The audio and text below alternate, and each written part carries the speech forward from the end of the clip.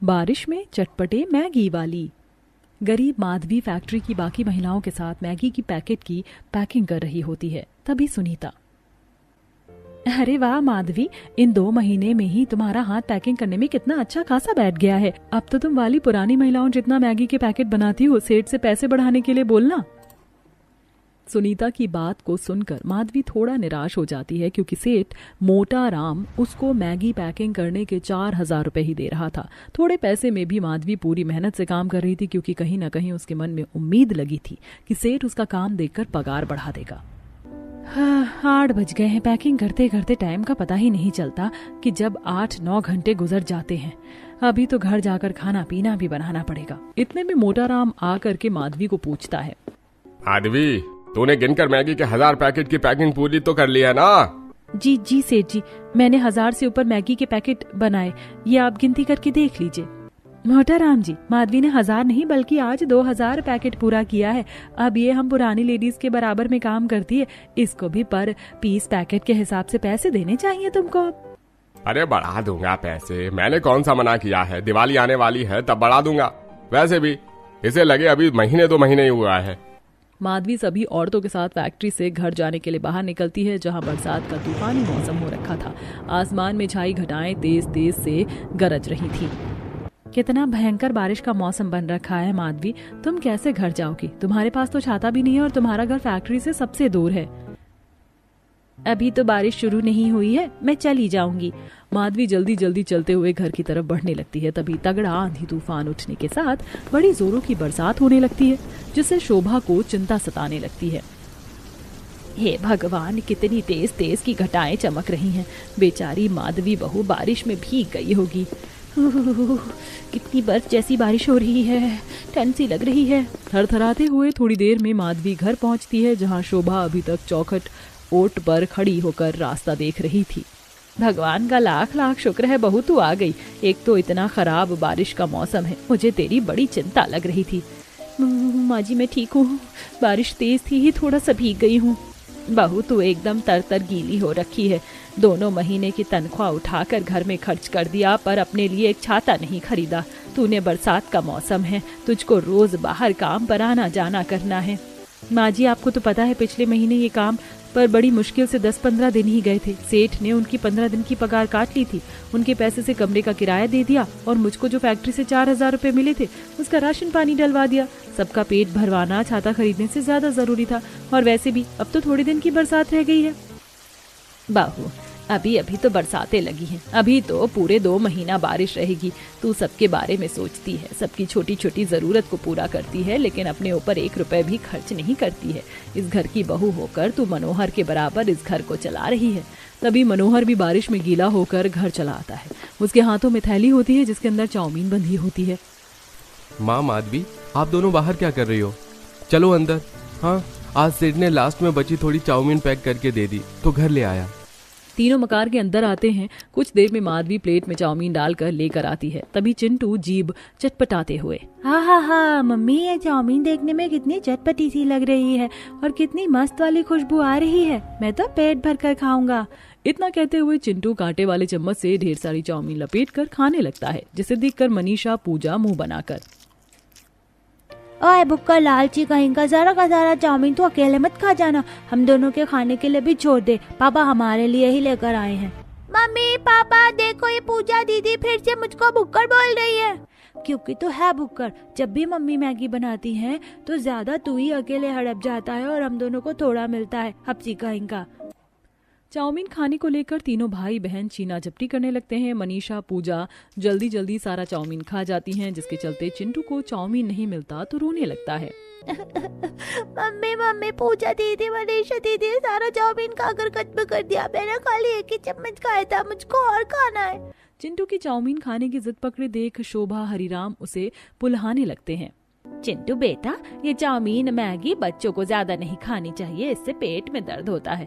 अभी मम्मी स्वादिष्ट स्वादिष्ट रोटी सब्जी बनाएगी तो दादी अपने दुलारे पोते को अपने हाथ से खिलाएगी और दादा अपने चिंटू को गोदी में बिठाएंगे। अरे नहीं, मुझको नहीं खाना रोटी सब्जी, वो मुझको चटपटा नहीं लगता है। मुझको मम्मी के हाथ की चटपटी वाली मैगी खानी है। माधवी भाभी ऐसे नहीं मानने वाला, अब तो आपके हाथों की चटपटी मैगी खाकर मानेगा। शीतल ऐसा करो, लाला के यहाँ से एक पैकेट मैगी ले आओ, हिसाब में लिखवा देना। मैगी का पैकेट लेने के लिए शीतल लाला की दुकान पर आती है। हल्की हल्की बारिश अभी भी बरसना जारी थी, जहां शीतल देखती है कि बनिया की दुकान के बगल में फिंगर चाउमीन मोमोज बेचने वाला रेडी लगाकर खड़ा था और बारिश में उसकी खूब अच्छी बिक्री हो रही थी। ये लीजिए बहन जी, आपका 80 रुपए का फुल चाउमीन पैक कर दिया है। बाकी ये फ्राई मोमोज खाने हैं या पैक करने हैं ये बता दो। भैया मोमोज तो खाने हैं, फटाफट से लगा दो और मीठी वाली मेयोनीज मत डालना, तीखा स्पाइसी बनाना। ठेले वाला लड़की की फरमाइश के हिसाब से गर्मा गर्म मोमोज पर अलग से पैकेट में से मिर्च पाउडर बुरक देता है और डोंगे में तीखी चटनी डालकर खाने के लिए देता है। आपकी मोमोज बहुत टेस्टी और तीखे हैं खाने में। उस लड़की के अलावा ठेले पर और भी लोग भीड़ जमा कर खा रहे होते हैं, जिसे देख शीतल, इस मोमोज फिंगर वाले का ठेला कितना अच्छा खासा जम गया है। बारिश के मौसम में ऐसे ही चटपटी चीज भी तो लोग खूब ज्यादा खाना पसंद करते हैं। शीतल कुछ देर में मैगी का पैकेट खरीद कर घर ले आती है। शीतल, मैगी की पैकेट लाने में इतनी देर कैसे लग गई? दुकान पर भीड़ थी क्या? भाभी, लाला के यहाँ तो भीड़ नहीं थी, लेकिन लाला के बगल में एक नए ठेले वाले ने खोला है और उसके चाउमीन मोमोज बड़े बिक रहे हैं। एक बार में 15-20 लोग खड़े होकर खा रहे थे। खूब अच्छी कमाई हो रही है उसकी तो। भाभी, मैं तो कहती हूँ आप इस मैगी की फैक्ट्री में क्या 3-4 हजार पर काम कर रहे हो, इससे अच्छा आप भी मैगी बनाकर बेचो। आप तो इतना चटपटा मैगी बनाती हो। क्योंकि शीतल के हाथों में चटपटा स्वादिष्ट मैगी बनाने का गुण कूट कूट कर भरा था, शीतल उसे मैगी बनाकर बेचने के लिए कहती है। लेकिन गुजरते टाइम में बहुत ही ज्यादा गरीबी और दुख दर्द था। जब पूरे परिवार को एक टाइम का खाना खाकर पेट काट कर रहना पड़ा था, तब मजबूर होकर माधवी ने बनाने की फैक्ट्री में नौकरी ले ली, जिससे 3 या 4 हजार रुपए का सहारा आने से आज जाकर परिवार 2 टाइम की दाल रोटी ढंग से खा पा रहा था। हालांकि शीतल के मन में भी खुद के मैगी रेस्टोरेंट खोलने की इच्छा थी, लेकिन ये डर भी था कि अगर ये काम नहीं चला तो उसे काम से हाथ धोना पड़ेगा। ऐसे ही समय गुजरता है। फिर एक सुबह, मम्मी, आज तो तुम फैक्ट्री से ढेर सारी मैगी लेकर आओगी ना, तो हमको चटपटी मैगी बनाकर खिलाओगी ना? अरे मैं तो भूल गई थी कि आज फैक्ट्री से महीने का हिसाब मिलने का दिन है। ये महीना भी कैसे कैसे कट गया पता ही नहीं चला।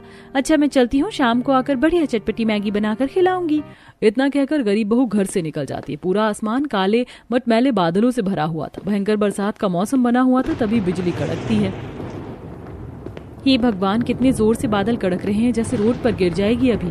बस इस बार सेठ मुझको पगार बढ़ा कर दे तो कुछ अच्छा सा बना दूंगी घर पर। फैक्ट्री पहुंचकर गरीब बहू मशीन पर मैगी बनाती। काम खत्म होने पर सेठ सबको तनख्वाह माधवी को दोनों बार के जितने 4 हजार की तनख्वाह मिलती है, जबकि बाकी औरतों को सेठ 8 और 10 हजार रुपए देता है, जिसे देख माधवी का मन मुरझा जाता है।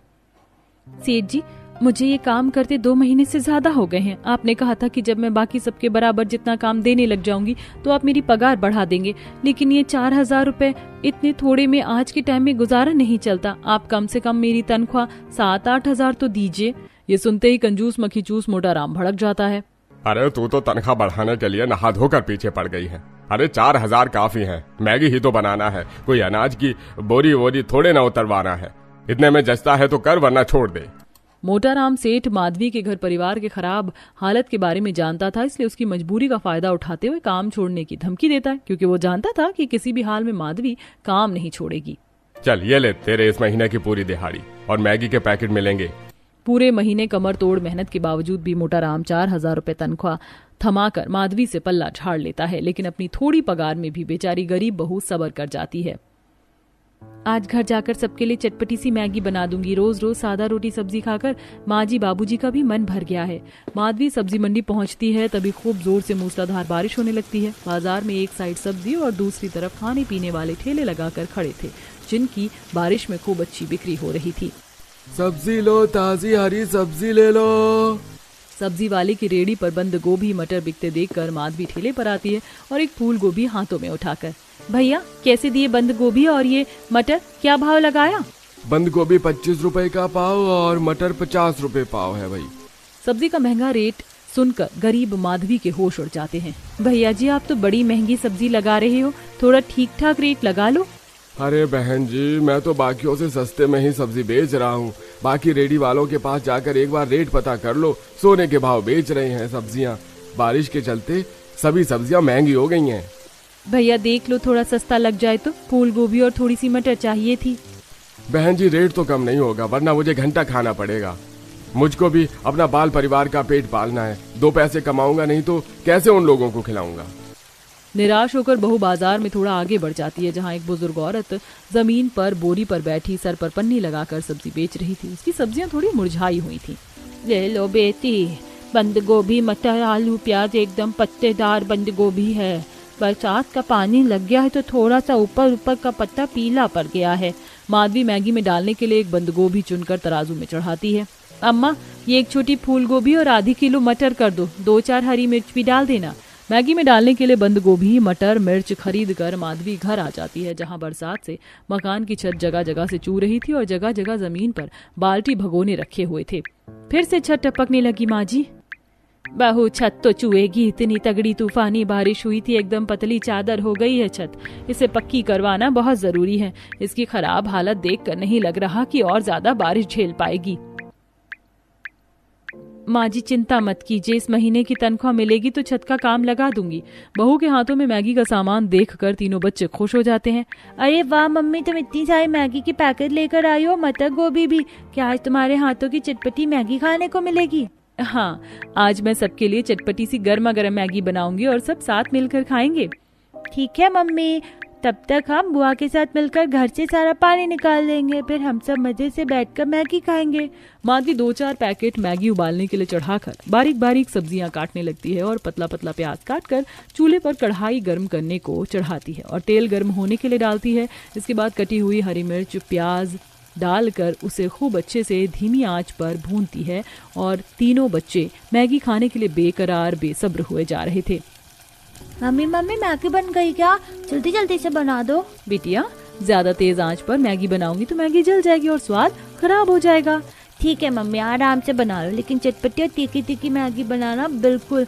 मैं तो सूपी मैगी खाऊंगी। मम्मी मैं भी सूपी वाली मैगी खाऊंगा। हाँ, तुम दोनों भाई बहन सूपी मैगी खाओगे? मम्मी जी, पापा जी, आप दोनों कैसी मैगी खाएंगे, पानी वाला या सूखा?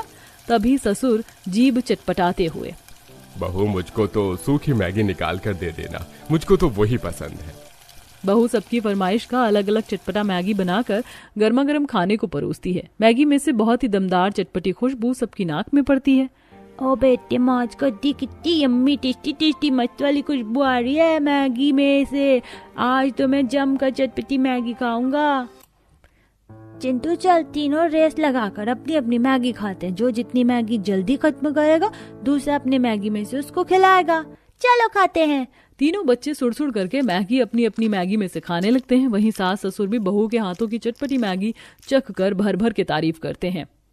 सच में बहू, तेरे हाथों की चटपटी मैगी का जवाब नहीं। जो एक बार खा ले स्वाद उसके मुंह से नहीं छूटेगा। सच में बहू, तू पता नहीं मैगी कैसे उबाल कर बनाती है कि तेरा बनाया वो मैगी बिल्कुल भी चिपकता नहीं है, एकदम चावल की तरह छोटे छोटे बनते हैं। मैं और शीतल जब भी मैगी बनाते हैं तो गीले गीले चिपके बनते हैं। माधवी भाभी, अपनी चटपटी मैगी बनाने की रेसिपी मुझे भी सिखा दो। आपके बदले में मैं ही मैगी का स्टॉल लगा लूंगी। मैगी को बस 2-4 मिनट ही गर्म पानी में डालना होता है ताकि मैदे का कच्चापन निकल जाए और मैगी बनाते वक्त तेल मसाले के साथ अच्छे से मिक्स हो जाए। तब मैगी एकदम चटपटा और खिला खिला बनता है। तो ये है आपकी चटपटी टेस्टी मैगी का राज। भाभी हमने तो मैगी खा लिया, अब आप भी जल्दी से खा लो नहीं तो ठंडी हो जाएगी। माधवी दरवाजे की तरफ देखती हुई बोलती है। शीतल, तुम्हारे भैया आ जाए फिर हम दोनों साथ में खा लेंगे। तभी दोनों हाथ पर बैंडेज पट्टी लगे कुछ लोग मनोहर को मकान के अंदर छोड़ जाते हैं, जो कि उसके साथ रेस्टोरेंट में काम करने वाले थे। मनोहर की ऐसी हालत सबकी आंखें नम हो जाती हैं। मनोहर बेटा, ये तेरे दोनों हाथों पर बैंडेज क्यों बंधा है? कहाँ से चोट लगवा ली तूने इतनी? माँ, रेस्टोरेंट में आज बारिश के चक्कर में काफी भीड़ थी। कढ़ाई में चाउमीन बना रहा था, तभी एकदम से कढ़ाई फिसल गई और गरम तेल दोनों हाथों पर गिर गया। मनोहर के साथ घटे हादसे में उसके दोनों हाथ इतनी बुरी तरह से जल चुके थे कि उसकी हिम्मत टूट चुकी थी और वो फूट फूट कर रो पड़ता है। मेरे दोनों हाथ जल गए। मेरे दोनों हाथ जलाकर तूने मेरे परिवार के पेट पर लात मारी है ऊपर वाले। अब कौन कमा कर खिलाएगा मेरे परिवार को? मनोहर का चिंता करना जायज था, क्योंकि गरीबी में उसके परिवार का गुजारा रोज के कमाने खाने पर ही निर्भर था। मनोहर की हालत देखकर सबकी हिम्मत टूट गई कि अब परिवार कैसे जिएगा, पर गरीब बहू ने हिम्मत नहीं हारी। अजी तुम घर के खर्चों की चिंता क्यों कर रहे हो? भगवान की दया से थोड़ा ही सही, लेकिन मैं भी तो 2 पैसे कमा रही हूँ। घर का चूल्हा जलता रहेगा। उसके दिलासा देने से सबकी चिंता तो हल्की हो गई, लेकिन उसके मन में उथल पुथल सी छाई हुई थी, क्योंकि आज के महंगाई भरे जमाने में 4,000 रुपए में वो पूरा महीना 2 टाइम खाने को तो दूर, एक वक्त के भर पेट खाना भी कठिन था। बारिश में अगले दिन काम पर आकर वह सेठ से पैसे बढ़ाने को बोलती है। अरे ये क्या, हर दूसरे दिन का लोचा लगा रखा है तूने पगार बढ़ाने की। अरे मैगी की छोटी सी फैक्ट्री है मेरी, इतना कोई लाखों करोड़ों का मुनाफा नहीं कमा रहा जो हर महीने पैसे बढ़ा दूं। जब देखो चिक चिक चिक चिक। अरे चिक चिक करके माथा खराब कर रखा है। आज शाम को अपना हिसाब करवा लेना और कल से आने की जरूरत नहीं है। पहले से ही घर के खराब हालातों को झेल रही माधवी का काम भी छूट जाता है। 15 दिन का हिसाब लेकर वो संकोच भरे मन से घर की तरफ बढ़ती जा रही थी। समझ में नहीं आ रहा इस 2,000 रुपए में क्या करूं। कमरे का किराया देना है, घर में राशन डलवाना है, कैसे खर्च करूं? तभी माधवी सब्जी लेने बाजार आती है, जहां चाउमीन वाले के ठेले पर जमकर भीड़ लगी देखकर। ये लो भाई साहब, आपका फुल प्लेट पनीर चाउमीन और ये आपका हाफ प्लेट वेज चाउमीन। अरे भाई साहब, मैंने कितनी देर पहले का पनीर चाउमीन लगाने को बोला था, अभी तक तो दिया नहीं आपने। अरे दे रहा हूँ भैया, दे रहा हूँ, देख नहीं रहे इतनी ज्यादा भीड़ हो रही है। चाउमीन वाला पिछले दिन की बची बासी चाउमीन कढ़ाई में डालता है और उलट पुलट करके ग्राहक को खाने के लिए परोस देता है। ग्राहकों को ध्यान खाने पर जमा था, इसीलिए कोई चीज पर ध्यान नहीं देता। मगर माधवी देख लेती है, ये चाउमीन वाला तो बड़ा घपलेबाज है, ताजा चाउमीन के पैसे काटकर ग्राहकों को बासी खिला रहा है। तभी जैसे ही ग्राहक टेस्ट करता है तो मुंह सिकोड़ लेता है। अरे भाई ये कैसी खराब थी चाउमीन खाने को दी है, एकदम खट्टी खट्टी लग रही है। बासी चाउमीन ताजा करके बेचने का भेद खुलते देख चाउमीन वाला चिकनी चुपड़ी बातें करता है। अरे कुछ नहीं भैया जी, लगता है शायद से आज चाउमीन में सिरका ज्यादा डल गया है, इसलिए खट्टा खट्टा लग रहा है स्वाद। अरे मैं तो एकदम ताजा ताजा चाउमीन बेचता हूँ। तभी माधवी ठेले पर खड़े ग्राहकों के आगे ठेले वाले का कच्चा चिट्ठा खोल देती है। 1 नंबर का बेईमान है ये रेडी वाला, आप लोग ये मत खाइए क्योंकि ये बासी है। सारे ग्राहक आग बबूला होकर ठेले वाले को पैसे नहीं देते और खूब सुनाते हैं। वहीं माधवी अब मैगी बनाकर बेचने का मन बनाती है, ताकि ग्राहकों को उसकी बनाई ताजी चटपटी मैगी खाने को मिले और बदले में उसकी भी थोड़ी बिक्री हो सके। फैक्ट्री से मिले पैसे से वो ढेर सारी पत्ता गोभी, मटर, हरी मिर्च और खूब सारी मैगी के पैकेट लेकर घर आती है, जिसे देखकर शोभा पूछती है, बहू तो इतनी सारी मैगी के पैकेट और कच्ची सब्जियां किस लिए खरीद कर लाई है? माधवी शोभा को काम छूट जाने से लेकर बाजार में घटी बात बताती है। सभी को उसका मैगी बनाकर बेचने का विचार खूब पसंद आता है। बहू तू देखना, 2 दिन नहीं लगेगा तेरे मैगी के ठेले को चल पड़ने में। जब लोग तेरी बनाई हुई चटपटी मैगी का स्वाद चखेंगे तो बार बार खाने के लिए आएंगे। शोभा की प्रशंसा करने पर माधवी को प्रेरणा मिलती है और अगले दिन से वह बाजार में खाली जगह देखकर अपनी चटपटी मैगी की रेडी लगा लेती है। सुहानी बरसात के मौसम के चलते बाजार में खूब चहल पहल छाई थी। आइए आइए, चटपटी तीखी गर्मा गर्म मैगी खाइए, 20 रुपए में हाफ प्लेट, 40 रुपए में फुल प्लेट। तभी बगल के ठेले पर गोलगप्पे खा रहे पति पत्नी के नाक में मैगी की खुशबू पड़ती है। हाँ, कार्तिक कितनी मस्त वाली मैगी की खुशबू आ रही है, मेरे मुंह में तो पानी आ रहा, चलो खाते हैं। वाकई खुशबू तो दमदार आ रही है, बाकी खाकर देखते हैं। दोनों गर्मा गर्म मैगी की खुशबू से खींचे चले आते हैं जहां गरीब बहू बरसात में आशा लगाकर खड़ी थी। बहन जी जल्दी से फुल प्लेट चटपटी मैगी लगा देना, और जरा मिर्च ज्यादा डालना, मुझे स्पाइसी मैगी पसंद है। जी बिल्कुल। माधवी झटपट से मैगी में मिर्च मसाले, पत्ता गोभी, मटर डालकर अच्छे से पकाती है और प्लेट में परोसती है। वाओ, कितनी बढ़िया चटपटी मैगी बनाई है तुमने। ऐसी बारिश के मौसम में इतनी मस्त मैगी खाने का तो मजा है। तभी झमाझम बारिश शुरू हो जाती है, जिससे गरीब मैगी वाले की दमदार मैगी की खुशबू बाजार में घुल जाती है और देखते देखते बड़ी भीड़ खाने के लिए आ जाती है। तभी एक औरत छाता लेके अपनी बेटी के साथ बाजार से जा रही होती है। मम्मा देखो, मुझको चटपटी मैगी खिला दो ना प्लीज। बेटा, ये ठेले वाले की कच्चे मैदी की मैगी बनाते हैं, इससे पेट दर्द हो जाएगा। घर चलकर मैं बना दूंगी अच्छे से। नहीं, मुझको मैगी वाली आंटी की मैगी खानी है। अच्छा चलो ठीक है, ठेले पर आते हैं। सुनो मैगी वाली, जरा एक हाफ प्लेट मैगी बनाना। माधवी प्लेट में हाफ प्लेट मैगी डालकर दे देती है, जिसमें पत्ता गोभी, मटर, हरी मिर्च डली हुई थी। ये लीजिए हाफ प्लेट मैगी। अरे वाह, तुमने तो बहुत बढ़िया अच्छे तरीके से सब्जी डालकर स्वादिष्ट मैगी बनाई है। 1 चम्मच और लगा कर देना, मेरा भी चखने का दिल कर रहा है। माधवी मुस्कुराते हुए प्लेट में एक और चम्मच लगा कर देती। दोनों जैसे चटपटी मैगी चखते हैं तो भर भर के तारीफ करते हैं। आंटी, आपने तो टेस्टी टेस्टी बेस्ट मैगी बनाई है। ऐसी मैगी तो मेरी मम्मी भी नहीं बना पाती। शुक्रिया बेटा। लगभग 7-8 बजे तक माधवी बारिश में खड़े होकर सारी मैगी बेचकर घर आती है और उसे 1500 रुपए का मुनाफा होता है। धीरे धीरे उसका चटपटी मैगी खाने वाले ग्राहकों की जुबान पर इस कदर छा जाता है कि खाने वाले के मुंह से नहीं छूटता और बारिश में भी दिन भर भीड़ लगी रहती है, जिसे देखकर चाउमीन वाला दांत पीस लेता है। इस 2 कौड़ी के मैगी वाली ने मेरा चाउमीन का चलता फिरता ठेला बंद करवा दिया। इसके मैगी खाने के लिए कितनी दबा कर भीड़ लगी है और मेरी रेडी पर मक्खी भिनभिना रही है। इसने मेरा धंधा चौपट कर दिया। मैंने भी इसका ग्राहक खराब नहीं किया तो मेरा नाम भी पप्पू नहीं।